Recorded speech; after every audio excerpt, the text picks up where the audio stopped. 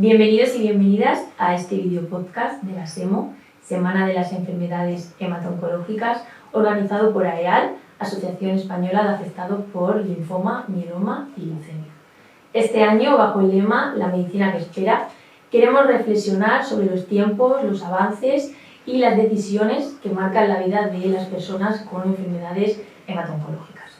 Hoy vamos a hablar de una de ellas, la leucemia linfocítica crónica o LLC, una enfermedad que en muchas ocasiones obliga al paciente a vivir con una palabra: esperar. Para ello contamos con el doctor José Ángel Hernández Rivas, jefe del Servicio de Hematología del Hospital Universitario Infanta Leonor de Madrid. Muchas gracias, doctor, por estar aquí hoy. Hola, gracias a vosotros por la invitación. Y vamos a ir directos al grano. Para comenzar, ¿qué es la leucemia linfocítica crónica? Bueno, las leucemias son los cánceres de la sangre y es cuando las células malignas de la médula ósea pues salen a la sangre periférica. Puede haber leucemias agudas, leucemias crónicas. Generalmente el concepto de leucemia aguda, como bien dice su palabra, es una necesidad inicialmente pues, de tratamiento urgente y suelen ser de tipo mieloide o linfoide. Dentro de las crónicas también las hay mieloides y linfoides. Las leucemias mieloides crónicas en su momento pues, tuvieron los inhibidores de tirosinquinasa, como es por ejemplo el imatinib, que fue un fármaco que ya tenemos su disposición de él y de luego una serie de digamos que familiares de este fármaco que han podido tratar esta enfermedad, pero la leucemia linfática crónica es la leucemia de linaje de las células linfoides, de los linfocitos. Es una leucemia que es la más frecuente en el mundo occidental. Aproximadamente 1 de cada 3 leucemias en nuestro entorno son leucemias linfocíticas crónicas y pues fundamentalmente afecta a personas en la edad adulta. La mediana de edad en el momento de la presentación son unos 72 años y es más frecuente en varones que en mujeres. Generalmente por cada 2 varones que se diagnostica una mujer. Hay algo de heterogeneidad, tanto clínica como genética, y hay una cierta susceptibilidad que no herencia familiar. ¿Cómo ha evolucionado el abordaje de esta enfermedad a lo largo de los años? Bueno, tenemos las primeras informaciones probablemente de mediados, ¿no?, del siglo pasado.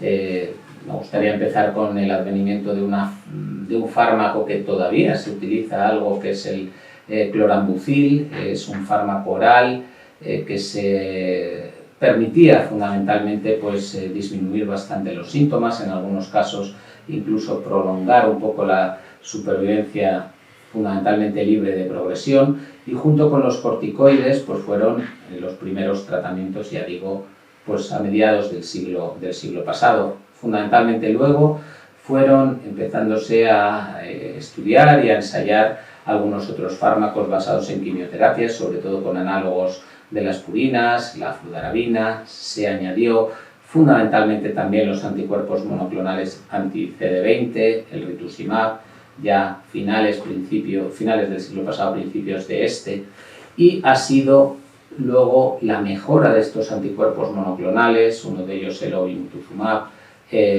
junto con el clorambucil. Ya estamos hablando de hace escasamente 15-20 años, y lo que empezó pues, un poco a revolucionar el tratamiento de esta enfermedad, pero han sido fundamentalmente los nuevos tratamientos dirigidos a dianas, dentro de ellos fundamentalmente 2, los inhibidores de la tirosinquinasa de Bruton y los inhibidores de BCL2, los que han cambiado el paradigma de esta enfermedad a partir aproximadamente del año 2012-2013, y en la actualidad podemos decir que prácticamente estos tratamientos, bien utilizados en monoterapia o bien utilizados en combinación, buscando un tratamiento limitado en el tiempo, un tratamiento finito, constituyen la base de los tratamientos de la leucemia linfática crónica. Vamos a centrarnos ahora en un término que se utiliza en esta enfermedad y en otras muchas también, que es la espera activa. ¿Qué papel juega la espera activa?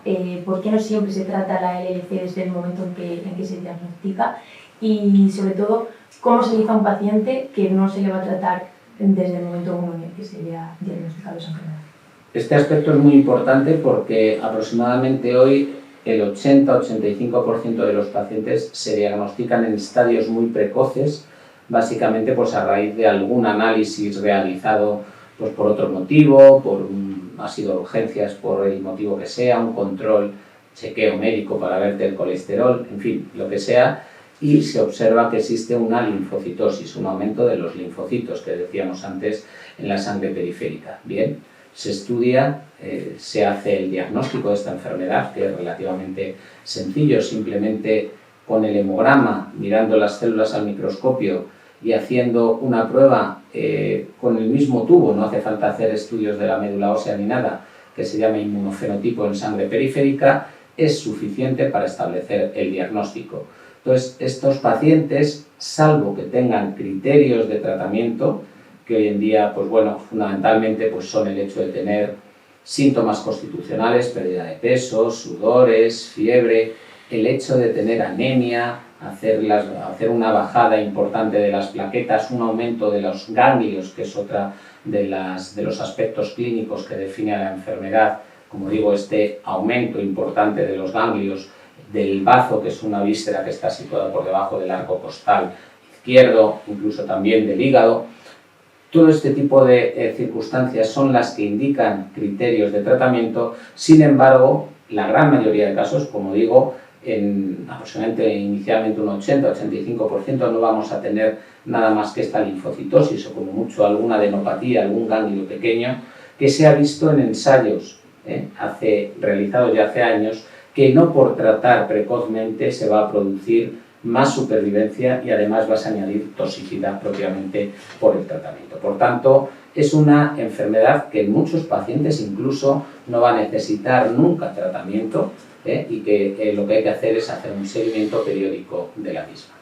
Justo otra pregunta era que cuáles eran los criterios para así tratarlo en el momento del diagnóstico. Pues fundamentalmente los que hemos dicho, ¿no? Anemia, bajada de plaquetas, adenopatías progresivas, el hecho de tener esta sintomatología constitucional, la pérdida de peso, sudores, fiebre, la duplicación del número de los linfocitos en un periodo de tiempo corto, también que pudiera estar afectando la enfermedad a algún órgano crítico, imaginemos, pues no lo sé, alguna masa que esté cerca, no sé, zona renal y que haga algún tipo de obstrucción renal, pues sería un criterio de tratamiento. Y, como no, también esta enfermedad tiene una alteración de la inmunidad importante que hace que haya pues una tendencia a tener, por ejemplo, un poquito más de infecciones, en ocasiones también de un problema que se llama autoinmunidad.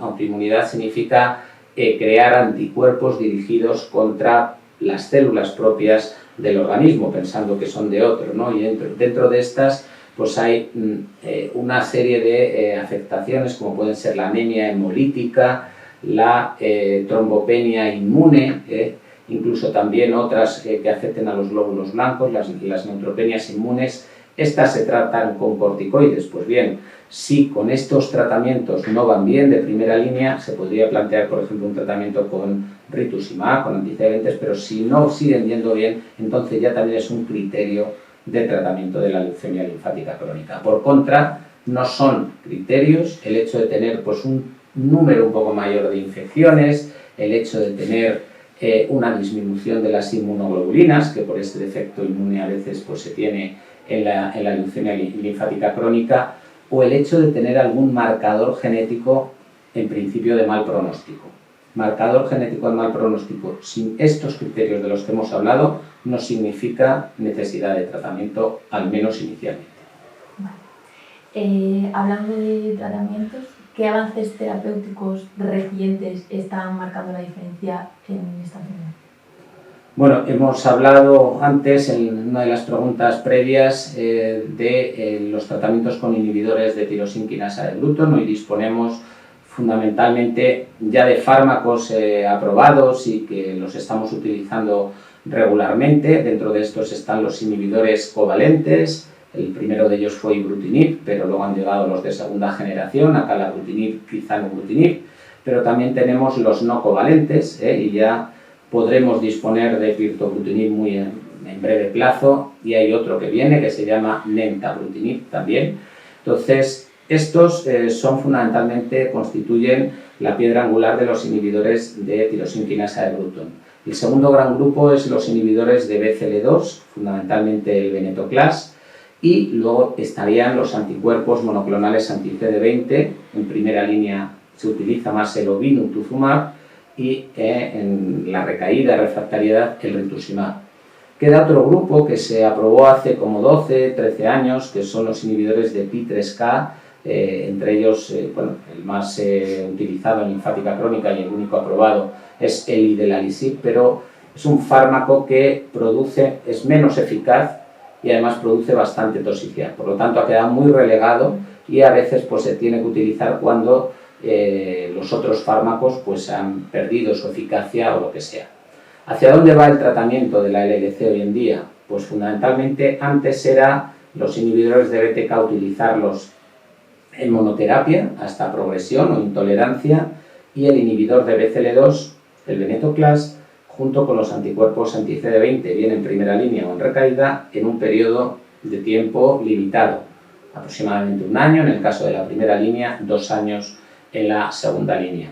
Pero en los últimos años se están ya combinando inhibidores de BTK con inhibidores de BCL2 en tratamientos finitos que consiguen además respuestas mucho más profundas, obtención de lo que se llama enfermedad mínima residual negativa, y esto está traduciéndose en algunos casos en la posibilidad de evitar en estos pacientes toxicidades a largo plazo, discontinuaciones, probablemente también tiene un papel relevante en lo que es la disminución de mutaciones de resistencia asociadas al uso continuo de los medicamentos, el poder ofrecer a los pacientes, entre comillas, vacaciones terapéuticas, es decir, periodos libres de tratamiento, lo cual es una cosa muy interesante, retratamiento con los propios fármacos cuando se produce la recaída con, de nuevo volvemos, criterios de tratamiento, y todo ello hace que hoy en día se esté fundamentalmente en esta línea, ¿no? En la de ver si al final qué va a ser mejor, el hacer un tratamiento continuo o un tratamiento finito, limitado en el tiempo.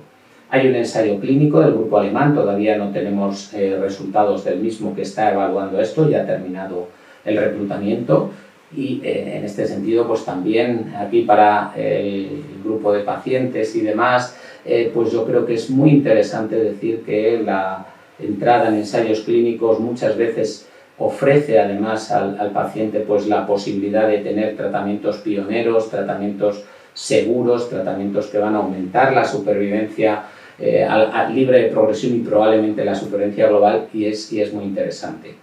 Aparte de esto, luego tendríamos lo que es la recaída, ¿no? Y en la recaída, aparte de la utilización de estos fármacos, si no hemos utilizado un grupo, utilizar el alternativo. Hemos hablado antes de los inhibidores de tirosina de Bruton no covalentes, entre ellos el pirtobrutinib, pero vienen también otra serie de fármacos. Unos muy interesantes son los degradadores de BTK, que son orales y que también están ofreciendo resultados interesantes, y como en otros linfomas y en otras enfermedades, por ejemplo, los anticuerpos biespecíficos e incluso el CAR-T se está empezando también a utilizar en leucemia linfática crónica, lógicamente, ya fases más avanzadas, sobre todo el tema de los CAR-T, aunque ya está aprobado, no en Europa, pero sí en Estados Unidos por parte de la FDA.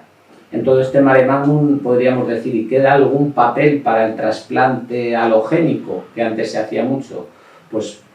Poner simplemente unos datos. Aproximadamente se hacían unos 400 o 500 en toda Europa en el año 2010, hoy en día estamos como 5 o 6 veces menos, no llega ni a un centenar que se hacen en toda Europa, a lo largo de toda la Unión Europea, y esto quiere decir que estos fármacos nuevos que hemos comentado, someramente están ofreciendo a los pacientes supervivencia, mejor calidad de vida, buena tolerancia en una gran mayoría de pacientes y hoy en día suponen pues, fundamentalmente lo que es la base del tratamiento, ¿no? Muy importante eso para los pacientes. En el LC, ¿qué papel juegan los biomarcadores o las pruebas genéticas a la hora de la toma de decisiones? Pues yo diría que es un papel esencial, no el único, pero un papel esencial y ahora un poco lo explicaré. ¿Por qué? Pues porque hoy en día hay básicamente dos tipos de biomarcadores que debemos utilizar para la toma de decisiones. Uno de ellos es las alteraciones genéticas en el cromosoma 17, lo que se llama la deleción del 17p, que en muchas ocasiones va acompañada de mutaciones en un gen que es el guardián del genoma, que es el gen TP53. Estos pacientes pues, son unos pacientes de alto riesgo bueno, es la primera de las cosas que tenemos que saber cuando vamos a hacer un tratamiento para un paciente con el LC. ¿Tiene o no tiene deleción del 17p o mutaciones de P53? La segunda gran pregunta, fundamentalmente para los que no tienen esto, que suele ser inicialmente en torno a un 12-15% de los pacientes, es decir, para el otro 85-88%, es hacer otra mutación que se llama la mutación del gen de la cadena pesada de las inmunoglobulinas, IGHV. Esto puede ser que esté mutado o no mutado. Generalmente mutado en oncohematología significa malo, pues aquí no. El tener la mutación es una célula más madura, menos agresiva y en principio hoy en día en los casos concretos de pacientes no mutados ya se aboga por estos tratamientos finitos, limitados en el tiempo. En el caso del 17p todavía es un poquito más para tratamientos continuados por el alto riesgo genético, aunque está un poquito todavía en controversia, y en el grupo del medio, de los no mutados para IGHV, pues ahí es donde hay la posibilidad de hacer una cosa u otra. Decía que es esencial esto, pero no es lo único, porque también tenemos que tomar en cuenta otra serie de cosas, que son, uno, las comorbilidades, es decir, otras patologías que vaya a tener el paciente. Estos nuevos fármacos son muy interesantes, están muy bien, tienen mucha menos, digamos, que toxicidad que la inmunoquimioterapia, pero no son tampoco inocuos, lógicamente, y entonces tienen algunas toxicidades específicas que debemos conocer y en algunos casos, pues no, los pacientes no son, digamos que, candidatos a recibir ese tipo de tratamiento, ¿no? Entonces, eso es una de las razones y luego yo diría la tercera y también absolutamente fundamental, la preferencia del paciente, ver un poquito también cuál es el entorno en el que el paciente está viviendo, la posibilidad de acceso al hospital, no es lo mismo pues, un paciente que tenga que trasladarse 2 kilómetros que uno que viva pues, a 100 kilómetros de su hospital, en fin, todo este tipo de cosas yo creo que hacen que tengamos que tener en cuenta de cara a la toma de decisiones. Vamos ahora con una pregunta que quizá muchos pacientes se hagan y es ¿qué esperanza hay a corto y a medio plazo para quienes conviven con el LC? Bueno, yo diría que la esperanza ha cambiado total y absolutamente en los últimos años con todos estos nuevos avances. Hay algunos estudios que nos dicen que en pacientes por encima de 65 años la utilización de inhibidores de BTK en tema de supervivencia, tanto a nivel de población americana como a nivel de población europea, están prácticamente igual, si no igual que la población general, y esto es una cosa muy interesante porque, claro, tú puedes decir, bueno, tengo esto, pero, como digo, pero hay que ser también consciente que hay un grupo de pacientes todavía en edad joven, aproximadamente, antes decíamos que es una enfermedad de pacientes mayores y demás, pero hasta un 15-20% de los pacientes están por debajo de los 50 años, que hoy en día les ofrecemos todo este tipo de herramientas terapéuticas, está absolutamente muy bien, pero es probable que en unos años tengamos que tener también nuevos abordajes para ofrecerlos, pero seguramente que están por llegar, porque hay también nuevos tratamientos que se están ensayando, otro tipo de anticuerpos triespecíficos, otras dianas, etcétera, que algunas, como siempre pasa en medicina, tendrán éxito y podrán tirar hacia adelante y otras, pues, sin embargo, pues, se quedarán un poquito dentro del campo de la experimentación. Centrándonos un poco más en la parte emocional del diagnóstico de una enfermedad como la LLC, ¿qué herramientas o recursos recomiendas a los pacientes para poder gestionar la ansiedad o el miedo de ese primer momento en el que le dicen pues tienen? A ver, cuando en general, no en la LLC, en cualquier enfermedad grave, pues diagnosticas a un paciente, se produce un bloqueo. Eso es una cosa absolutamente humana y que nos pasa o nos pasaría a cualquiera de nosotros, y por eso hay que intentar hablar en varias ocasiones con los pacientes. Tienes que darles la información. Está claro que inicialmente con sus propias palabras no se puede absolutamente decirlos todo, porque si no, evidentemente nos perdemos, todos nos perderíamos. Pero hay una serie de cosas que yo creo y de otros profesionales que nos pueden ayudar, ¿no? Y en este sentido, pues el papel de los psicooncólogos yo creo que es una cosa, una faceta de todo este grupo o equipo multidisciplinar absolutamente importante. En nuestro caso también utilizamos a las enfermeras gestoras de casos para que nos ayuden en otro tipo de temas relacionados con nutrición, relacionados, pues, por ejemplo, con el ejercicio físico. El ejercicio es absolutamente fundamental en cualquier problema relacionado con el cáncer, y cada vez estamos viendo esto más. Y luego yo diría que también los propios pacientes, las propias asociaciones, o sea, tenéis mucho que decir en este sentido. Podéis organizar grupos con otros pacientes que hayan tenido o que tengan la misma enfermedad y que puedan ayudar a los otros pacientes pues, que son diagnosticados, pues también a ver que evidentemente primero hay esperanza, segundo hay muy buenos profesionales en el país, tercero disponemos de una buena sanidad en España y buenos fármacos, en fin, que existe esperanza. Y estos primeros momentos de bloqueo yo creo que tienen que ser un poco gestionados por pues, todo este grupo de gente, ¿no? Psicooncólogos, enfermeras gestoras, asociaciones de pacientes, los propios médicos, y luego también los propios pacientes. En ocasiones debemos incluirlos en unidades. Por ejemplo, nosotros en el Hospital Infante Leonor tenemos una unidad de experiencia con el paciente que es muy interesante, pues, para que ellos mismos nos transmitan cuáles son pues, las cosas que creen que se pueden mejorar, o los puntos fuertes y puntos débiles. Pues para terminar ya, no hay más preguntas, pero sí que le quiero pedir, si tuviese que mandar un mensaje a pacientes y familiares, ¿cuál sería?